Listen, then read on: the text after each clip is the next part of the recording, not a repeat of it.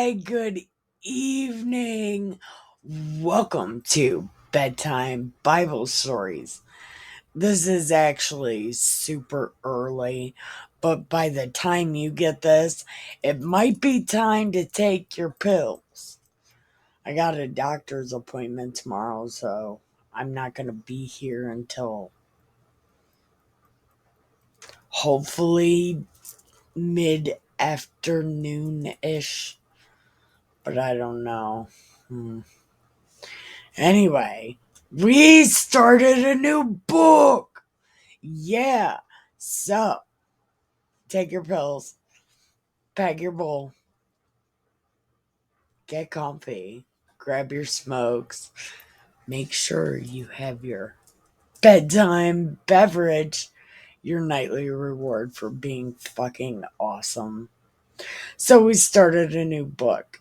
We are on Maccabees 3. I learned something, I think. We are at the point in time where they are counting the years backwards. So Maccabees 2 should have been first. And then the first Maccabees should have been second. Because the 500s happened before the 400s. So I think this is when they're counting backwards in time. I'm not exactly sure why. Or why they started at 500 and going down to the year zero. So there's 2 year zeros. I don't know what's happening. So, with that being said, let's smoke it, drink it, read it. We started a new book. Oh, welcome to the new people that followed us to the end of the journey to wait for the beginning of this journey. Welcome. Press like and subscribe because fuck yeah. Okay, so third Maccabees, chapter 1. When Philopater learned from those who returned that the regions that he had controlled had been seized by Antiochus, he gave orders to all his forces, both infantry and cavalry. He took with him his sister, Arsinoe, who marched to the region near Raphia, where the army of Antiochus was encamped.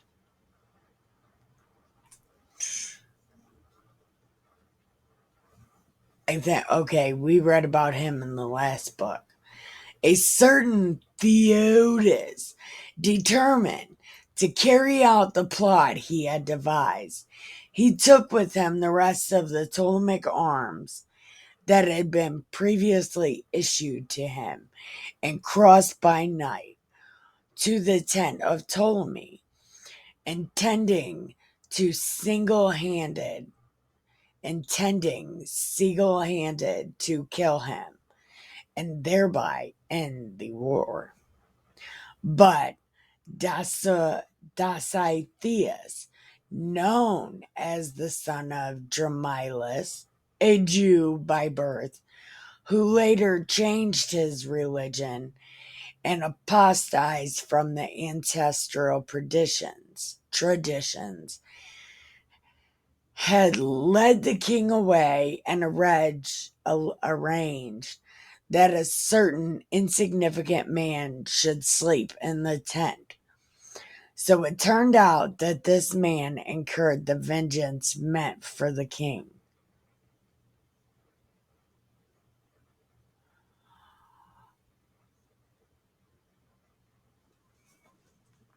Okay. He changed his religion. Okay. So is this the dude that wrote the Pentateuch?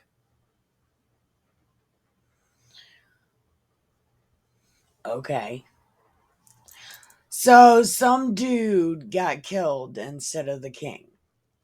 When a bitter fight resulted and matters were turning out rather in favor of Antiochus, Arsinoe went to the troops with wailing and tears, her locks all disheveled, and exhorted to them to defend themselves and their children and wives bravely, promising to give them each 2 enemas, 2 minas of gold if they won the battle. And so it came about that the enemy was routed in the action, and many captives also were taken. Now that he had foiled the plot, Ptolemy decided to visit the neighboring cities and encourage them. By doing this and endowing their sacred enclosures with gifts, he strengthened the morale of his subjects.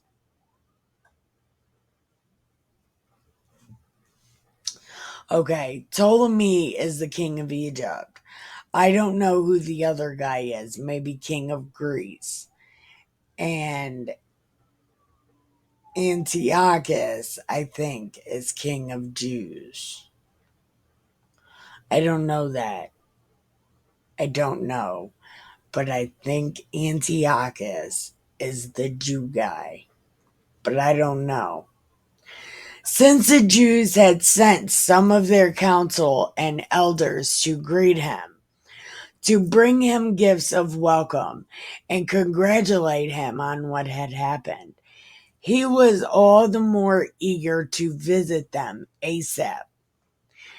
After he had arrived in Jerusalem, he offered a sacrifice to the supreme God and made thanks offerings and did what was fitting for the holy place.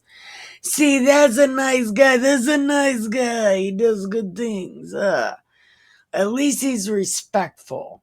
He may be a shit king, but at least he's respectful, at least at this time. Then, upon entering the place and being impressed by its excellence and beauty, he marveled at the good order of the temple and conceived a desire to enter the sanctuary. Uh-oh. Oh, this is no good. When they said this was not permitted because not even members of their own nation were allowed. See, this is when it gets fucked up. This is when you get fucked up. Not even all of the priests, but only the high priest, who was preeminent over all, the holy once a year. The king was by no means persuaded. He's like, fuck you guys, I want to go to church. Even after the law had been read to him, he did not cease to maintain. You can't see my cat, but she just literally jumped into the window. Blue, get down. Damn it. All right, give me 1 second. Blue's an insane kitty. Hold on. Okay, sorry about that. And you might have been able to see my cat jump into that window right there.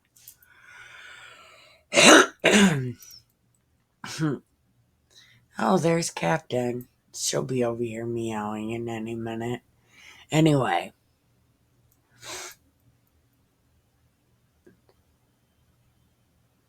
Okay. Even after the law had been read to him, he did not cease to maintain that he ought to enter, saying, even if those men are deprived, I ought not to be. I just want to say, at least, I mean, I'm not, all of them are terrible on all sides. All of them are stupid. But at least the Pharaoh is like, read me your law. At least he sat and was respectful about it. And he inquired why, when he entered every other temple, no one there had stopped him. And someone answered thoughtlessly that it was wrong to take that as a portent. So, like, that's not important, dude. I don't know if that's what that means. Do you want to find out? Let's find out. It's might supposed to be important. No definition, see? Yeah. Let's try this way.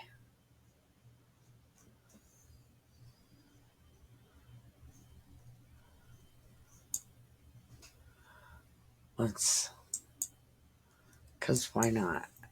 No definitions found. This is what I was saying earlier. There's a lot of things in the Viktor Frankl books that are like that too, words that can't be defined.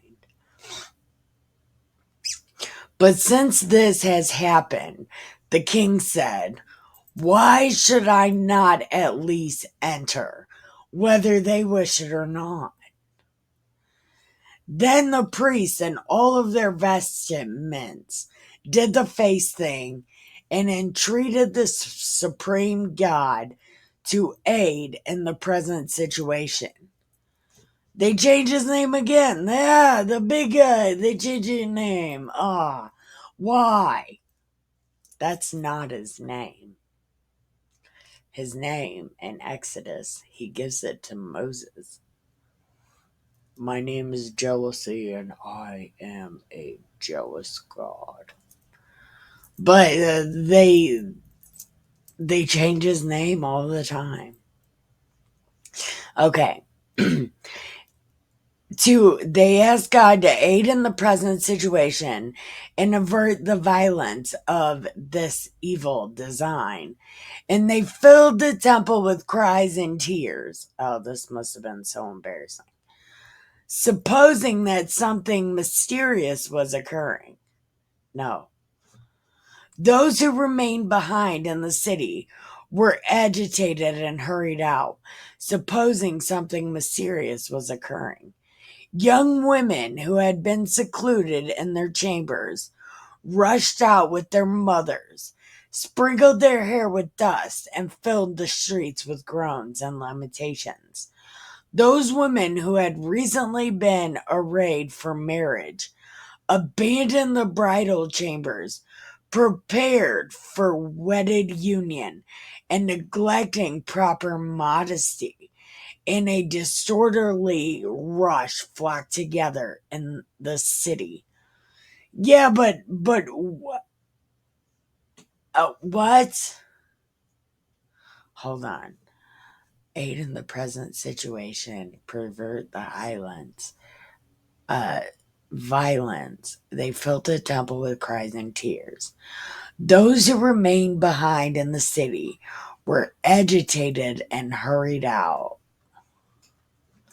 supposing something was happening. Young women who had been secluded. Yeah, but why did all this happen? How did all that? How do they know that? How do they know what's going on? Mothers and nurses abandon even newborn children here and there, some in houses and some in the streets. And without a backward look, they crowded together at the Most High Temple. Various were the supplications of those gathered there because of what the king was profanely plotting. Yeah, but how do they know that? What the double extra fuck just happened? Does anybody know what just happened? Because I do not know what happened. What was that? In addition, the bolder of the citizens would not tolerate the completion of his plans or the fulfillment of his intended purpose. What are they talking about? Oh, all this so he doesn't enter the temple. How do they know this? What is happening? What is happening? Did I miss something? Okay. Antiochus was camp. Okay.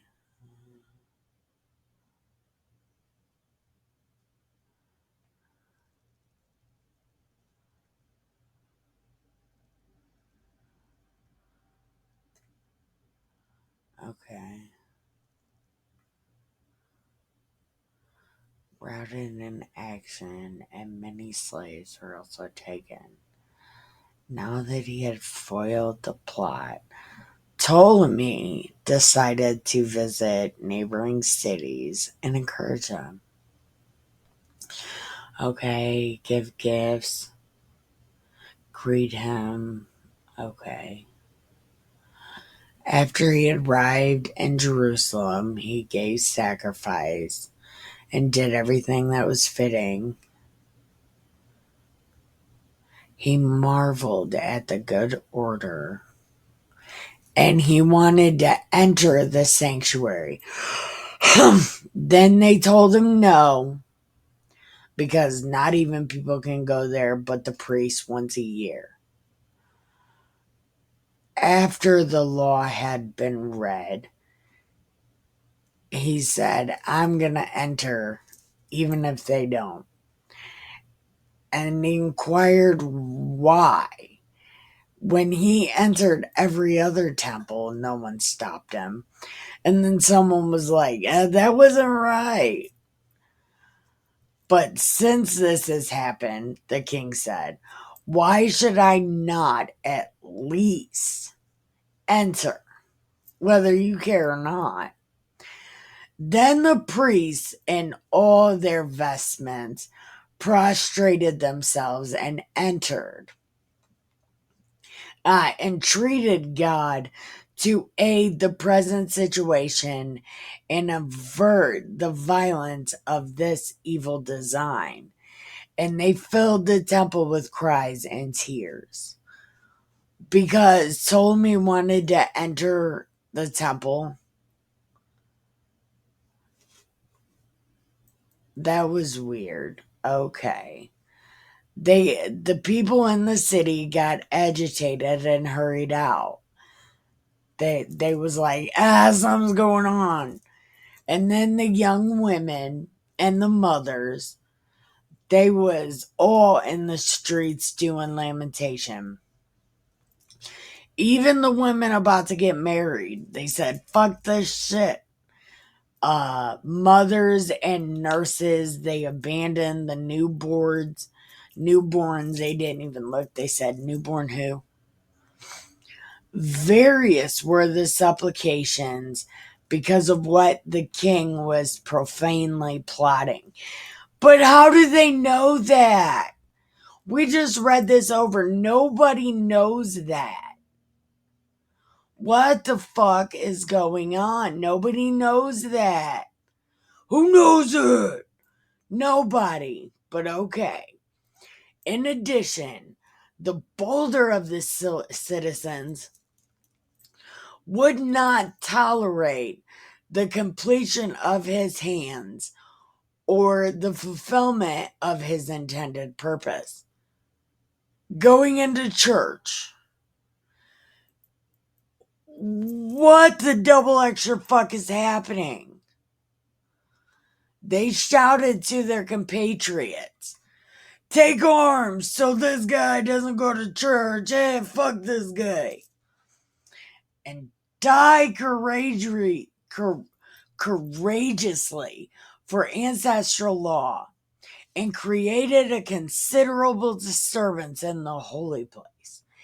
And being barely restrained by the old men and the elders, they resorted to the same posture of supplication as the others. Meanwhile, the crowd, as before, was engaged in prayer, while the elders near the king tried in various ways to change his arrogant mind. But he, in his arrogance, took heed of nothing, and began now to approach, determined to bring aforesaid plan to a conclusion. Walking into church. All of this is because a guy wants to go to church. He's like, hey, I want to go. And they're like, nah, bad guy. When those who were around him observed this, they turned together with our people. Where did this come from? Where did this come from? When have they ever used the our? When? This is bad writing, little Maccabee writer. This is bad writing. Okay. Call together with the people to call upon him who has all power to defend them in the present trouble, and do not overlook his unlawful and haughty deed. The continuous, vehement, the concerted cry of the crowds resulted in an immense uproar, for it seemed that not only the people, but also the walls and the whole earth around echoed, because indeed, at that time, preferred death to the profanation of the place. Ooh, I still don't know what happened. Oh, there's somebody knocking. Hold on, I'll be right back. Okay, sorry about the so many interruptions today. I normally don't do this early. I usually do this at 9 o'clock, and it usually gets uploaded by 2 in the morning. This is the earliest I've ever tried to do these videos, and I started them at 7:30ish.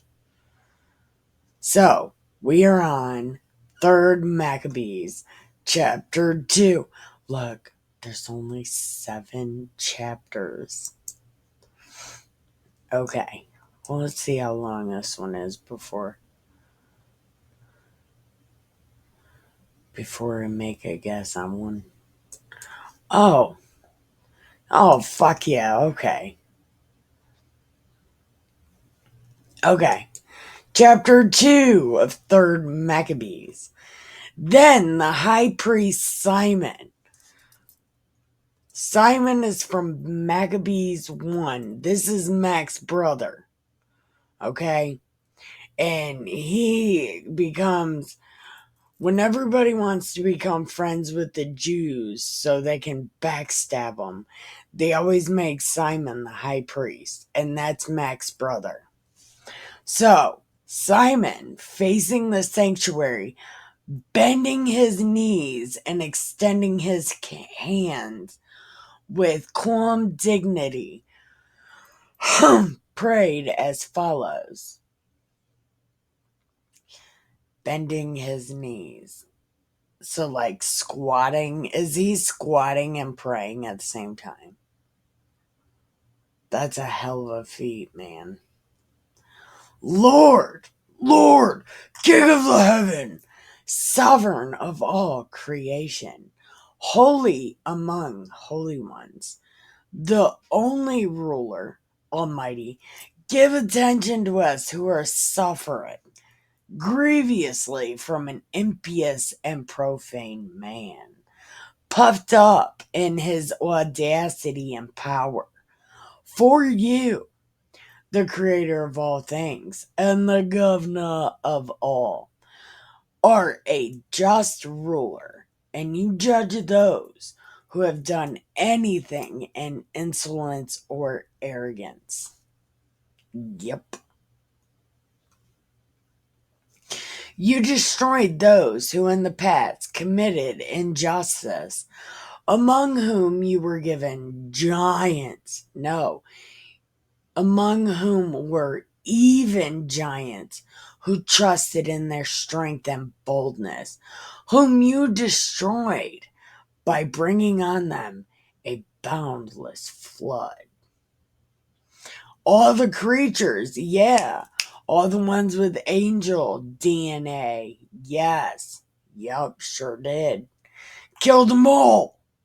And then Noah was the only one that didn't have any of that in him, I'm willing to bet. And that's why God picked him. You consumed with fire and sulfur the people of Sodom, who acted arrogantly, who were notorious for their vices, and you made them an example to those who should come for afterward. Everybody's like, dude, Sodom and Gomorrah is so bad. You made known your mighty power by inflicting many and varied punishments on the audacious Pharaoh. You told Moses to tell me, you with the face, the fuck, man. Yeah. And when he pursued them with chariots and a mass of troops, you overwhelmed them in the depths of the sea, carried through safely those who had put their confidence in you, the ruler over the whole creation. And when they had seen the works of your hands, they praised you, the Almighty. You, okay, when you had created the boundless and immeasurable earth, chose this city and sanctified this place for your name. No, I don't think he chose it. They called it his inheritance. And I think it's because some things happened with the gods and capital G, the big A, he was left with just Israel as maybe a concession. You have no need of anything, even and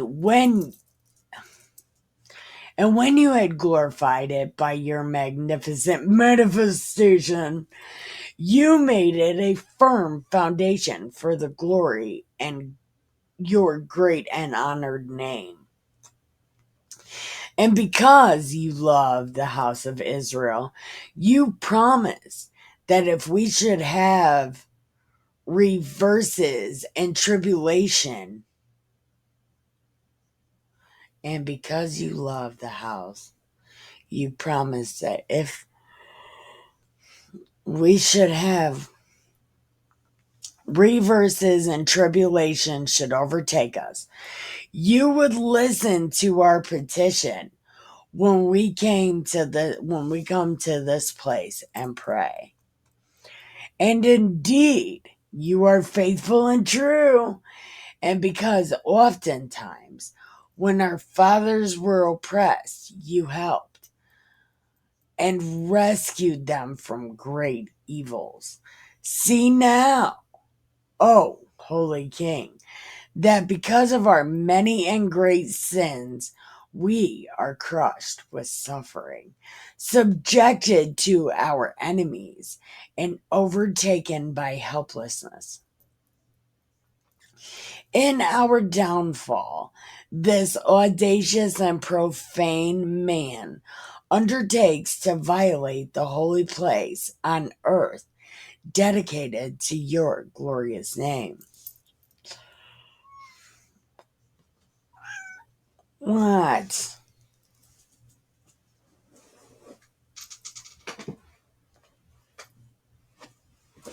Okay.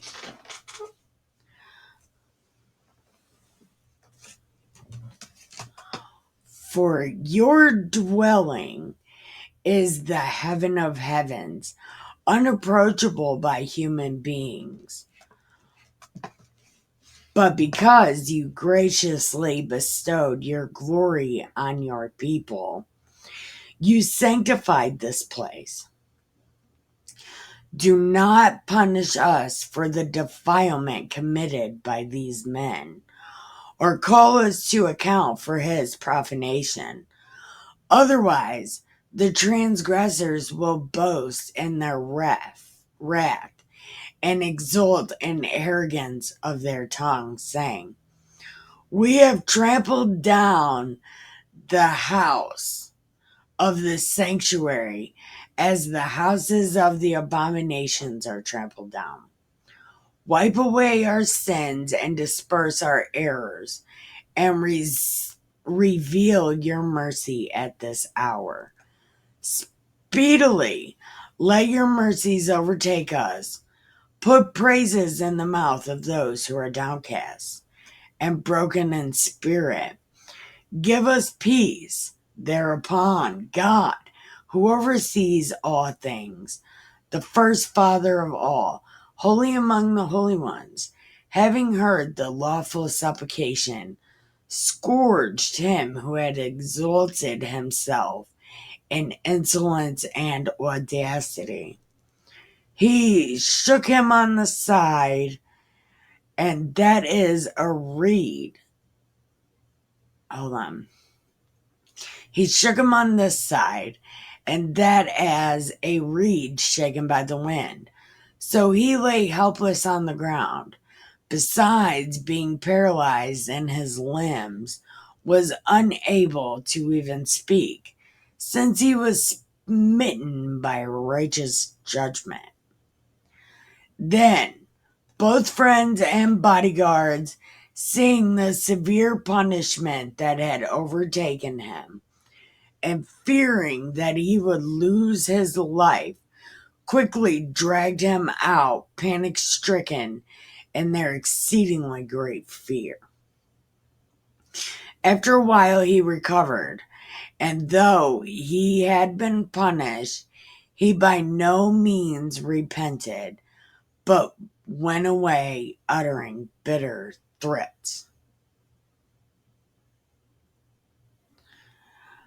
When he arrived in Egypt, he increased in his deeds of malice, abetted by the previous mentioned drinking companions and comrades, who were strangers to everything just.